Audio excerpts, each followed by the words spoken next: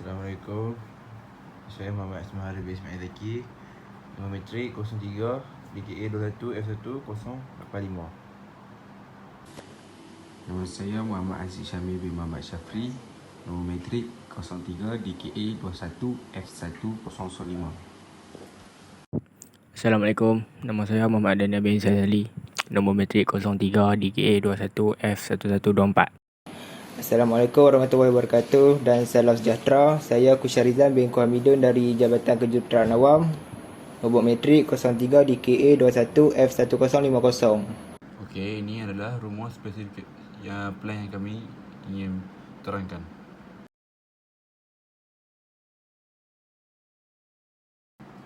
Pengenalan konkrit bertulang. Yang pertama, konkrit bertulang ialah suatu pembentukan hasil gabungan dari sifat-sifat yang berbeza pada konkrit dan keduli. Gabungan ini dapat menghasilkan satu kekuatan untuk menahan daya mampatan dan tegangan. Bahan-bahan ini merupakan bahan binaan yang kuat dan tahan lasak bagi menjadikannya sebagai suatu anggota bangunan. Ia boleh dibentuk kepada bentuk-bentuk yang berbeza-beza dengan saiz yang berubah-ubah. Misalnya dari suhu tiang segi empat yang mudah hinggalah kepada bentuk kubah ataupun dom yang langsung dan melengkung. Okey, sifat-sifat konkrit. Yang pertama, kekuatan tegangan konkrit bersamaan 10% daripada kekuatan mampatannya. Yang kedua, reka bentuk konkrit tertulang dibuat beranggapan konkrit tidak dapat mengatasi rintangan jenis daya tegangan. Dan yang ketiga, tertulang direka untuk mengambil daya-daya tegangan yang dipindahkan melalui ikatan permukaan dua bahan tersebut, iaitu konkrit dan tertulang. Grade konkrit. Perbandingan antara grade konkrit. Grade konkrit dibagi kotak pertama yang 7 hingga 10. Kekuatan ciri ataupun N ataupun Newton ataupun mm iaitu 7-10. Kegunaan konkrit tanpa tertulang. Grade konkrit 15 yang kotak kedua. Kekuatan ciri 15. Kegunaannya konkrit tertulang dengan batu bau ringan. Grade konkrit yang ketiga ataupun kotak ketiga 20, 25, 30. Kekuatan ciri 20, 25, 30. Kegunaan konkrit tertulang dengan batu bau padu. Grade konkrit iaitu pada kotak keempat 40, 50. Kekuatan ciri 40, 50. Kegunaan konkrit tertulang tegas kemudian.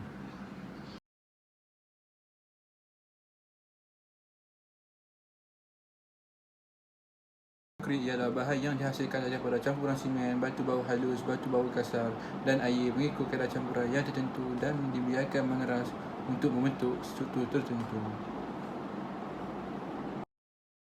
Ujian penturunan dilakukan untuk mengukur kebolehkerjaan konkrit. Ia perlu dilakukan sebelum konkrit boleh dituang kepada struktur bangunan.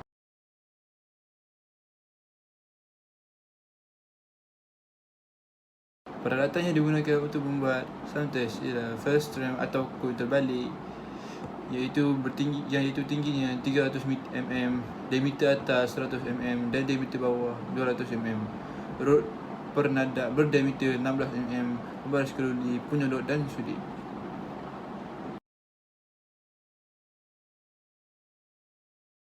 Langkah-langkah untuk menjalankan uji kaji dimulakan dengan menyediakan peralatan-peralatan yang diperlukan dan konkrit yang ingin diuji.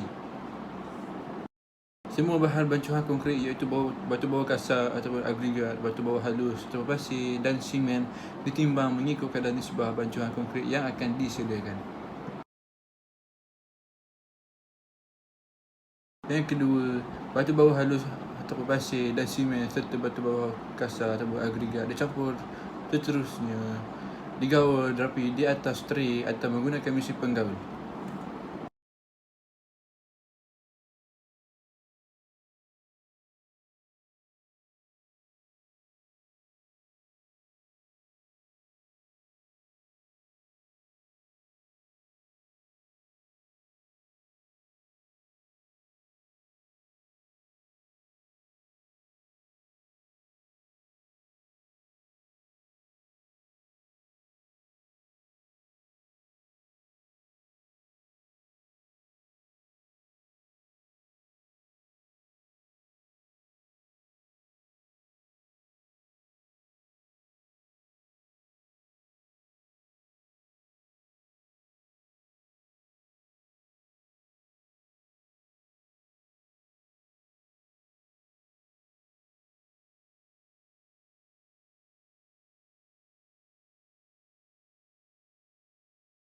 Yang ketiga, campurkan air dengan kadar yang tertentu dan gaulkan konkrit sehingga sebati.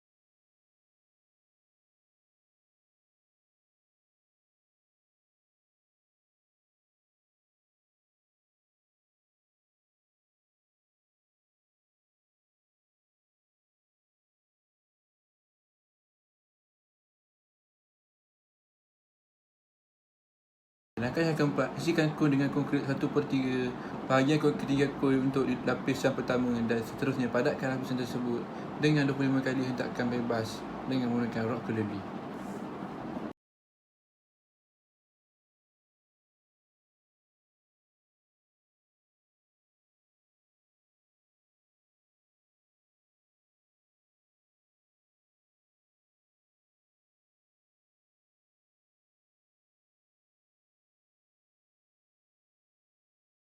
Dan langkah yang kelima, ulang langkah 4 untuk 2 lapisan seterusnya secepat mungkin ataupun kurang dari 2 minit sehingga penuh dengan konkrit yang telah disediakan.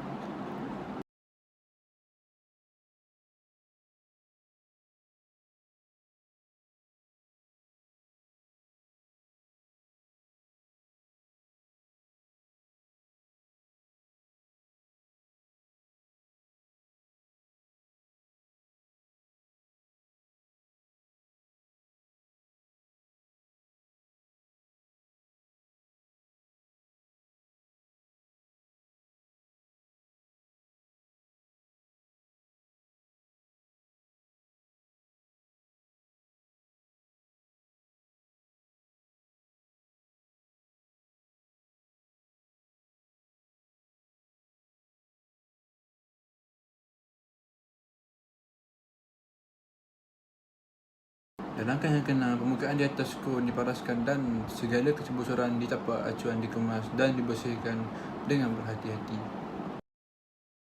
Dan langkah yang ketujuh, dengan tidak membuang masa, bahagian pemegang kon dipegang dengan rapi dan acuan kon diangkat dengan perlahan-lahan dalam keadaan tegak. Dan yang ke-8, kon diletakkan secara terbalik di sebelah rentuhan konkrit dan seterusnya rod diletakkan secara melintang di atas kon tersebut. Langkah yang ke-9, dengan menggunakan pembaras keluli atau alat pengukur, ukur jarak puncak tertinggi runtuhan konkrit dari rod yang diletakkan di atas kon. Langkah yang ke-10, jarak runtuhan direkodkan dan seterusnya jenis runtuhan yang berlaku pada konkrit dilihat dan dikenal pasti. Terdapat jenis-jenis runtuhan iaitu penurunan sebenar ialah telah mencapai kemudahan kerja, kebolehkerjaan, degree of workability yang baik bagi satu campuran konkrit.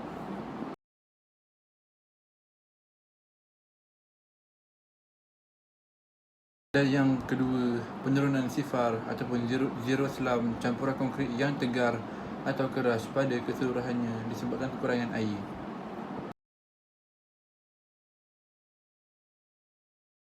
Dan yang ketiga ialah penurunan roboh ataupun collapse slump, iaitu campuran konkrit mengandungi kandungan air yang terlalu tinggi atau penggunaan bahan tambah yang meningkatkan kebolehkerjaannya.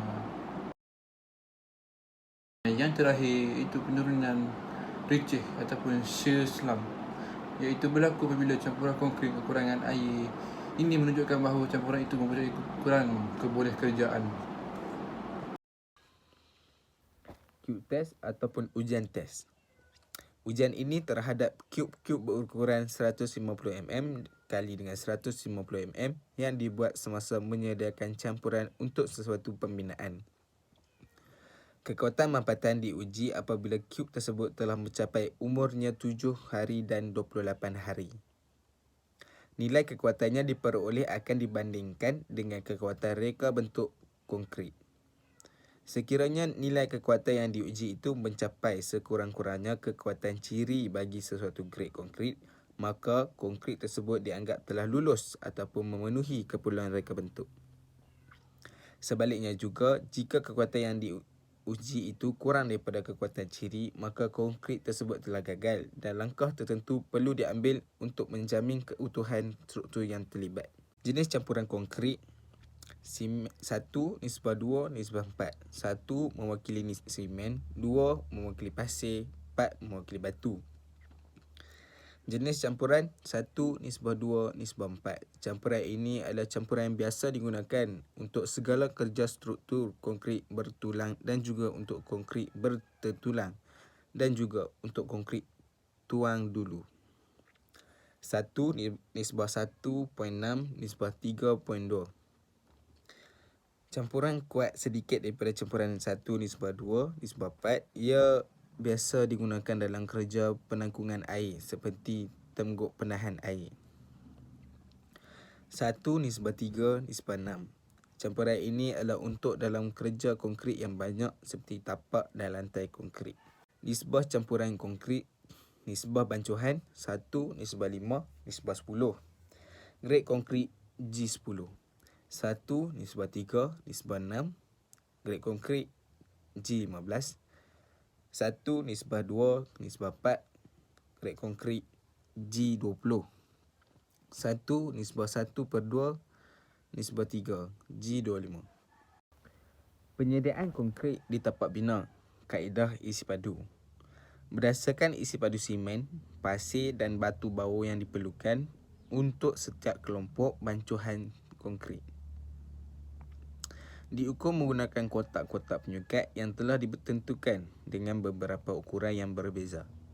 Ukuran kotak ditentukan berpandukan unit berat tiap-tiap bahan yang kering.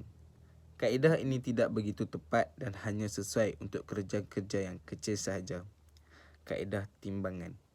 Kaedah penyukat yang berdasarkan berat adalah lebih diutamakan dan digunakan dengan meluas untuk struktur yang besar. Satu alat penimbang berat automatik dengan nilai berat simen, pasir, batu dan air yang telah ditetapkan padanya digunakan.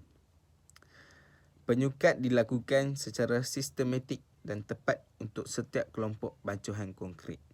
Pengangkutan dan kaedah mengangkut konkrit. Yang pertama, kereta sorong digunakan untuk kerja-kerja yang mempunyai jarak yang dekat antara tapak bina dengan tempat bancuhan.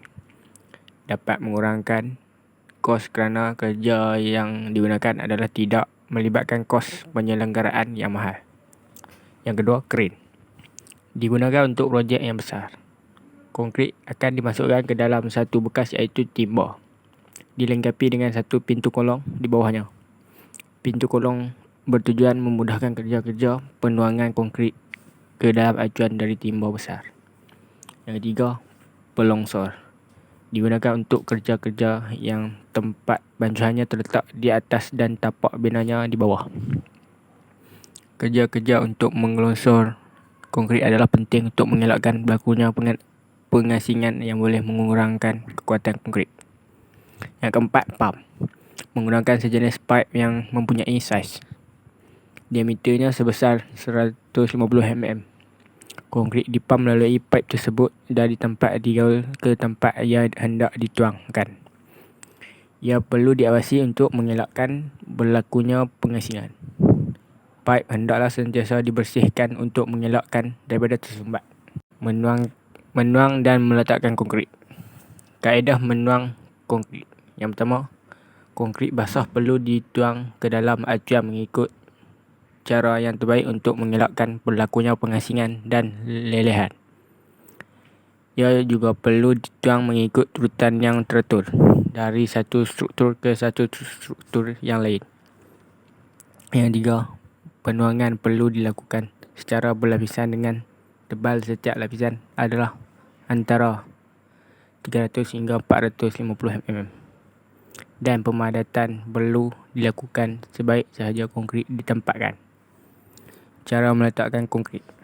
Yang pertama, konkrit diletakkan di dalam borang dengan segera sebaik mungkin selepas ia dicampur dan disekat mungkin sedekat mungkin kepada kedudukannya. Kedua, kelewatan mengakibatkan penyejatan, lembapan daripada percampuran dan kehilangan kedua-dua kebolehkerjaan dan kekuatan. Ia juga diendapkan secara berterusan. Pemadatan konkrit dilakukan di tapak bina. Yang pertama, penggunaan rod keluli dengan menumbuk atau menekan konkrit itu sehingga padat. Yang kedua, penggunaan rod penggetar jolok ke bahagian dalam konkrit basah dan dibiarkan selama 2 hingga 3 minit sebelum dipindahkan ke tempat lain dengan jarak antara 300 hingga 375 mm. Jenis bahan dan ciri-ciri tertulang keluli atau bar. Nama tulang keluli atau bar. Bar keluli lembut dibuat dengan cara dielakkan panas dan dibentuk bulat dengan permukaan yang licin dan berpintal. Kekuatan tegasan 250 Newton per mm. Bar keluli tegangan tinggi. Permukaan yang berpintal dan menggerutu dengan kekuatan tegasan 460 Newton. Berbentuk bulat dan berbunga menjadikannya lebih baik untuk pegangan dan lekatan dengan konkrit. Boleh dibentuk ketika panas dan sejuk. Yang ketiga, bar bergerutu. Sejenis keluli tegangan tinggi. Mempunyai bebenang yang sedikit timbul dan memintal serong atau memanjang. Yang keempat, bar segi berpintal. Dibentuk dari bar keluli bersegi dan pintal ketika sejuk semasa proses pembuatan di kilang. Akan meningkatkan tegangan dan kuatannya. Yang kelima, keluli berjaring. Terdapat dalam pelbagai saiz yang dikimpal menjadi kepingan jaringan. Dibentuk jaringan 4 segi terpat atau 4 segi bujur dalam kepingan atau bergulung. Dan juga wayar keluli tegangan tinggi. Jenis keluli ini digunakan dalam kerja-kerja konkrit prategasan. Dan terakhir, keluli tahan karat. Ia diperlukan untuk keperluan khas seperti penghadang tangga, pagar dan melibatkan kos bahan yang tinggi. Kaedah memotong dan melentur tertulang bar. Kebiasaannya diberi tambahan beberapa milimeter atau panjang sedikit daripada dikehendaki. Tambahan ini perlu ditentukan kepada cangkuk dan bengkok tetapi tidak diberikan melebihi ukuran panjang bar yang dikehendaki. Sekiranya bar itu dibuat cangkuk atau bengkok, kedua-dua hujung mestilah ditanda panjangnya dari tengah keluli bar ke tiap-tiap hujung. Keluli bar yang hanya mempunyai satu cangkuk di hujung perlulah ditanda dari hujung yang lurus ke cangkuk. Dengan itu, sebarang perbezaan dilebihkan pada bahagian cangkuk. Ukuran keluli bar boleh diubah bila ianya krip. Keluli bar yang pertama perlu ditanda mengikut ukuran dikehendaki dan diperiksa setelah dibengkok. Ukuran seterusnya perlu diukur sama seperti yang pertama tadi sebagaimana perubahan tersebut. Kelebihan dan kelemahan konkrit bertulang. Kelebihan yang pertama, ketahanan struktur konkrit bertulang boleh berfungsi selama-lamanya untuk masa yang lama tanpa mengurangkan kapasiti galas. Yang kedua, rintangan yang baik terhadap beban statik dan dinamik. Yang ketiga, rintangan api. Yang keempat, kos operasi kecil. Yang kelima, murah dan prestasi yang baik. Kelemahan yang pertama, berat sendiri yang penting. Kelemahan ini akan dihapuskan apabila menggunakan agregat cahaya atau struktur yang tidak berdaya dan nipis yang progresif. Yang kedua, fraktur yang rendah dari konkrit bertulang. Kelemahan ini boleh dikurangkan menggunakan konkrit bertulang yang diproses berfungsi sebagai cara radikal untuk meningkatkan rintangan yang retak. Yang ketiga, peningkatan bunyi dan kekonduksian haba konkrit dalam sesetengah kes memerlukan kos tambahan haba atau penebat haba bangunan. Yang keempat, kemustahilan hanya mengawal pengesahan elemen yang dihasilkan. Bahan baharu terkini yang digunakan di tapak pembinaan. Yang pertama, konkrit penyembuh diri. Konkrit penyembuh diri adalah konkrit dengan air diaktifkan bakteria yang menghasilkan kalsit untuk menyembuhkan rekahan. Kegunaannya adalah untuk mengurangkan infrastruktur, keperluan penyelenggaraan dan memotong gas rumah hijau. Yang kedua, aerografi. Aerografi adalah bahan buangan atom yang berkeupayaan untuk kembang lebih kuat apabila dimanfaatkan. Kegunaannya adalah untuk potensi penggunaan untuk menyokong penerbangan bahan, satelit dan sistem penulinan. Yang ketiga, kayu berlamina.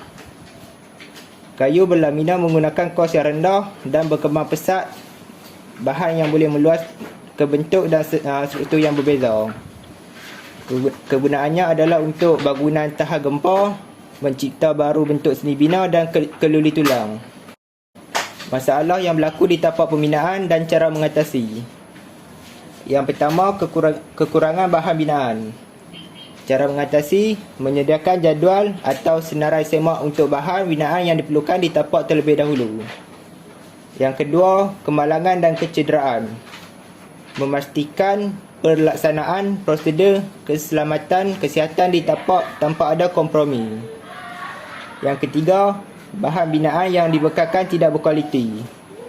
Cara mengatasi, membuat pemeriksaan ke kilang sebelum bahan binaan dihantar ke tapak pembinaan. Yang keempat, kerosakan peralatan dan jentera yang digunakan. Cara mengatasi, melantik spesialis untuk mengendalikan atau membaiki jentera atau peralatan yang rosak. Yang kelima, bekalan buruh tidak cukup. Cara mengatasi, mengambil pekerja dari luar negara yang datang bekerja dalam sektor pembinaan. Yang keenam, anggaran kos tidak tepat. Cara mengatasi, pastikan kadar yang telah ditetapkan mengambil kira faktor inflasi, perubahan harga semasa dan akan datang. Yang ketujuh, kesukaran mendapat pekerja tempatan.